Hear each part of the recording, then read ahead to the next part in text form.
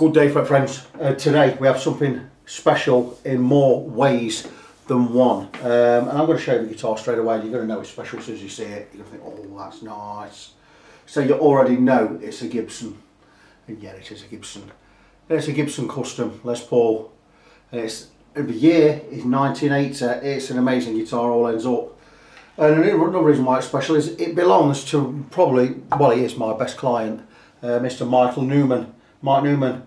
And since he found or discovered me or heard of me last year, he just brings his guitars to me, and I do a refret for it. I do all his refrets, and he brings me a guitar a month if I want one. And this is an amazing guitar. I've just looked at the serial, and the serial number tells me the year date is 1980. Production number. Number 24 of them is 24th day of the year. It means it was made 24th of January 1980, and the run number is 519. Well, we always discard the first 300, so it is the 219th guitar built that year at this plant, wherever it was, which I would imagine would be Nashville. So it's the 219th guitar built that year on the 21st of January 1980. It has Gibson tuners. You'd think if it's so dark around here, I'd normally say this has a neck break and repaired, but I don't think this has. It's just a great guitar. It's got all the normal custom refinements. It's got a carved shaped top. It has got binding, 7-ply binding, is it? It's got 1, 2, 3, it's got 5 on the back, 7 on the front. It's got binding on the neck. It has nibs, and it is in for a refret. And I don't know what pickups they are. There'll be something nice. That could be, I don't know what the hardware is, the bridge and tail piece. Could be Faber, could be Tone Pro, could be something else. I really don't know, I'll have to look. Pickups will be something special. Wiring will be nice inside. Very, very weighty. Good hardware. Looks like this hardware may have been replaced the bridge because there's no tarnishing on there. There's no tarnishing on the pickup covers. Or maybe it's just been kept in pristine condition. But this has come in for a refret, and you'll see why when I bring it up. Those frets are flat, and there's nothing on them. They are less than 0.5 millimetre high. So what I'm doing is, Mike has said to me, refret it. It says take the nibs off. I will get a sharp blade, a very sharp blade, Stanley or whatever, X-Acto knife, and I will be removing those nibs, and we'll be going with Mike's new favourite fret wire, which is 3mm Japanese Hosco fret wire. 3mm wide by 1.2mm high. I may get away with that nut. If I can get that nut out cleanly, I'll be inclined to keep that nut. Will I be able to get it out clean? I very much doubt it, but will I be able to level the frets with that nut in place? I might be able to, you know. I might just do that. I'm thinking of keeping that nut intact because it will go with the colour scheme, whereas if I put a new graphite nut in there, it won't be the same colour, will it? I don't have any bone nuts in stock. It means I have to order one, which would mean he wouldn't get his guitar back this week. So what I'm going to do is, well, before we move on, we have definitely got an ebony board there. So doing this in 3 days may be a little bit ambitious, because I know for a fact that ebony is going to crack and split, and I don't want to remove any ebony. I don't want to sand. I will re-radius it slightly just to smooth it off, but I don't want to remove any material whatsoever. So I'm going to take those frets out really carefully, but I already know, because it's an ebony board, that is going to split. So there's no way around that. What I shall do is I shall pop out 3-way switch best I can. We'll tape over all the edges. We'll remove the pickups, or I won't remove them. We'll sink them right in. We'll take the scratch plates off, we'll get everything all taped up. I shall remove, I think I'll remove the tuners, and we'll loosen the truss rod, see where we are. And I'm going to get, today I will get these frets removed. It's going to be a difficult job.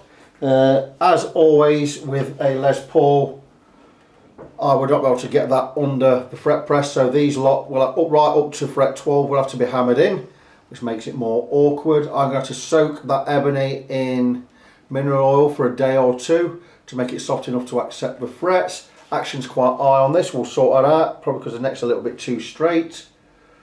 Nothing on them frets at all. they're less than half, I don't know if you can see there, there's absolutely no height to those frets whatsoever. You may have to zoom in a little, but you'll see nothing on them. So I shall do basically what I just said. All being well, we'll get the frets out nice. I'm not expecting it to be nice. Ebony board, we always get chipping with ebony board. It's why I charge extra for ebony. It's why I charge extra for a bound neck. So this will not be an expense. This will not be a cheap refret. This will fly him above what he normally pays. But because of the extra work, the extra time it's going to take, he doesn't mind that. Mike likes the job to be done right. He's not worried about money. So there you go. So I will do this guitar justice, and I will come back and give you a mini update later. And here we are. And I knew beforehand that this Gibson was going to be difficult, but not as difficult as I expected it, to be honest. It has turned out it is going to be very difficult. It has taken me 30 minutes to remove 2 frets and clean up the slots enough for him to get new frets in, but I still have chipping to repair. So I would imagine that this neck is going to take me, just the neck, is going to take me an extra 4 hours to get ready, which is 4 hours extra labour, and I'm not going to charge for 4 hours extra labour. I'll probably charge half of that, probably charge for a couple of hours, and at a special rate of 25 an hour, not my usual rate of 30. My rate of £30 an hour is for a time-based job, but £25 an hour for a job I'm already working on. And there's not really any way around it, and what I'm having to do is, because there are nibs on this guitar, I cannot use my chip stopping tool, which you slide under as you remove the fret, blah blah blah blah blah, and it stops the chips coming out. And the first one I took out, it chipped really badly.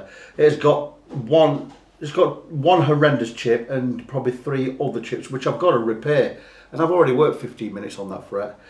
The other thing is, with the frets being flat, I'm having to get a lot of heat in there to melt the glue, and I imagine that this is something like hide glue, and it's really difficult to get out. And I'm cutting in with my Hosco saw to clear the slots, and it's hardly cutting. It's really working hard against it. I've already cut through 1 piece of binding.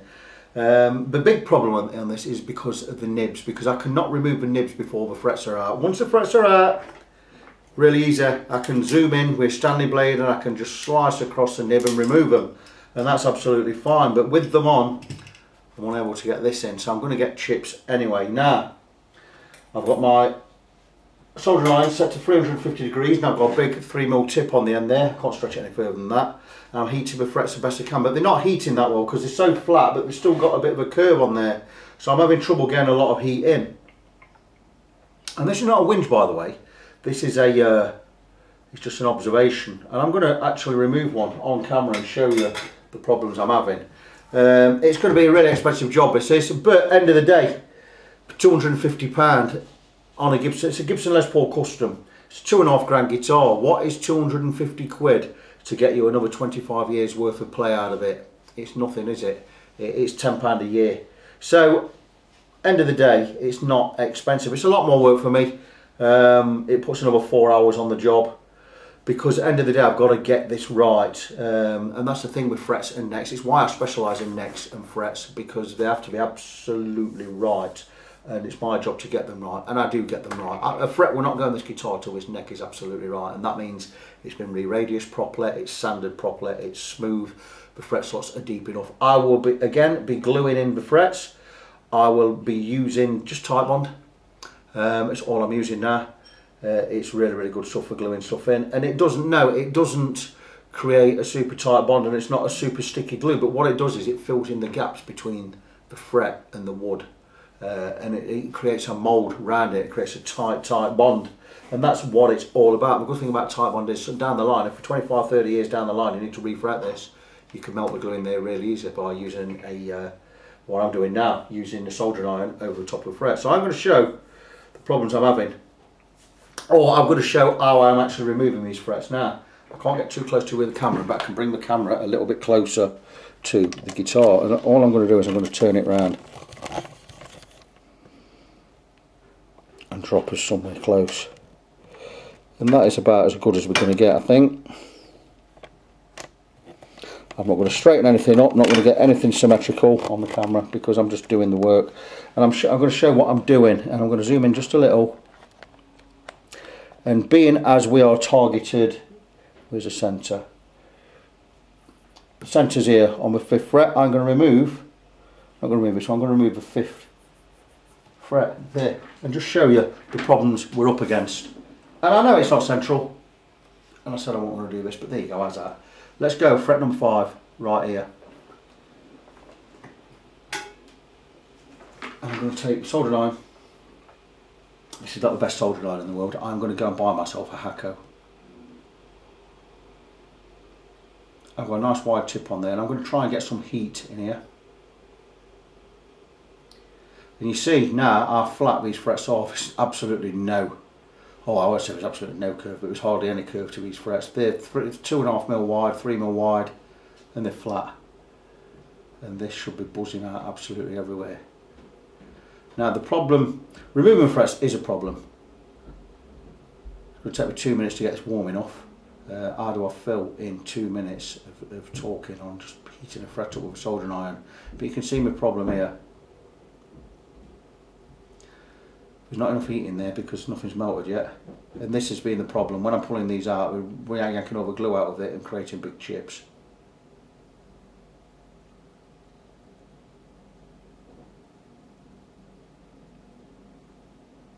And not only that, when I pulled it out, I've got to then clean up. And if I've got any chipping in there, I've got to glue the chips in if I can find them. One chip just came out, I couldn't be bothered to even look for it. I'll fill those chips in a bit and I'll use some wood dust. I mean, we'll get it absolutely bang on. Like I say, I'm going to re-radius this board, but I don't want to remove any material at all. I mean, more, not at all, I'm going to remove a bit, but I want to remove at most 1/3 of a millimetre. Probably not even that, just to get it smooth, flat. That's how I feel. Well, that's warm, it's getting warm. But you see, I've got to do this for 22 frets. And it's a couple of minutes getting the heat in there, which is fine. Don't get me wrong. But it's when I remove them we start getting the problems. Now I've got my soldering iron set to 350 degrees centigrade, that is.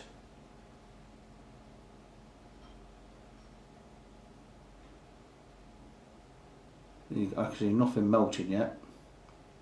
What I'm going to do is I'm going to get a plier on there, and I will get this in as close as I can once I've started removing fret 1, 2, 3, 4, 5. You see, we don't really want to pull out.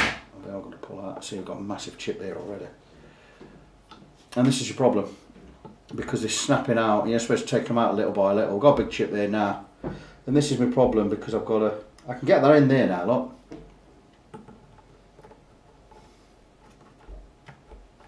Little by little.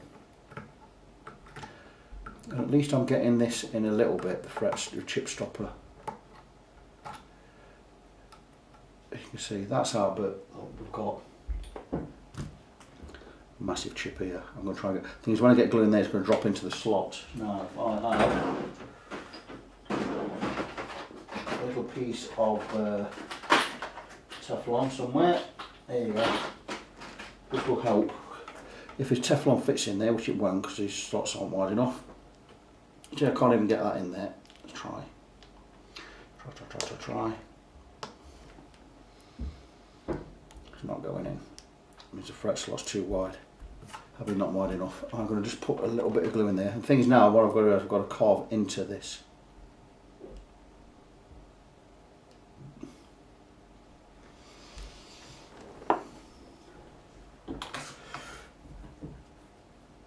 Now this one's actually not done so bad, that's because I've got plenty of heat in there, I think. That's pretty good. Get that on white.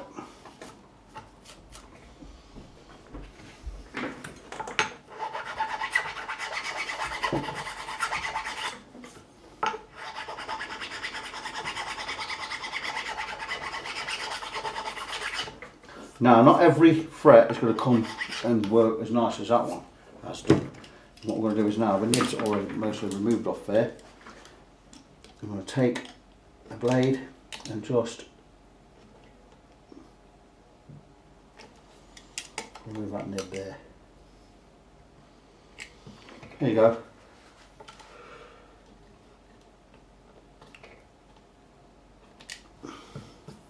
So that's actually really not too bad.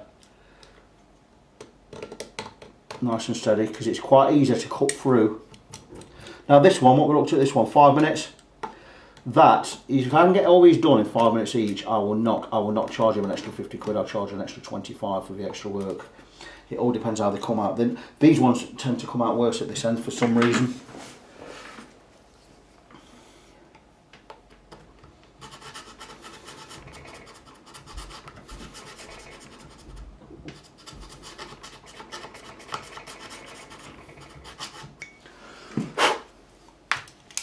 So that's one done. What's that taking? 5 minutes? And I'm going to show you. I'm actually quite pleased with how that one's come out.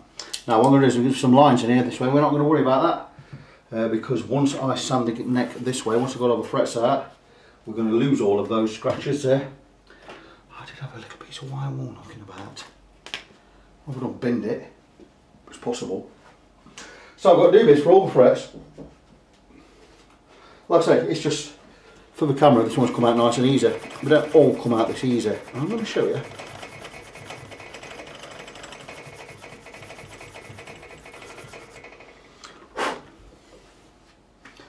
At least you're getting to see. Now the thing is with these, I also can't flare these open to accept a fret like we normally do with a free cornered file, because we're inside the binding. But that one has actually come out pretty nice. And that is just about ready for a new fret. I will test all the frets before we actually go in. I can see we've got some glue stuck in there. So again, we'll get right up to the edge. Yeah, we're not going right up to the edge. Look, just have to work that through. And that is one done. Now I'm going to zoom back out.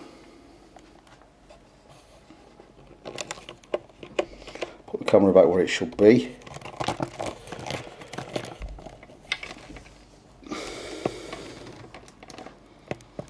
I don't know how long that's taken because I've not timed it, but I imagine that's taken about 5 minutes to do that one fret. Now they're not all going to come out that easy with that little chipping or no chipping. This one was a nightmare. So that's the thing. So I'm going to average around about 7 minutes a fret. I'm going to show you this one. There you go, that's come out really, really nice. And we've got that one ready for a new fret. We'll remove the nibs as well, nice and smooth. Job done on that one. Thing is, not every fret's going to come out like that. Like I say, these ones down this far end here are going to take a little bit longer. This one took 15 minutes on its own.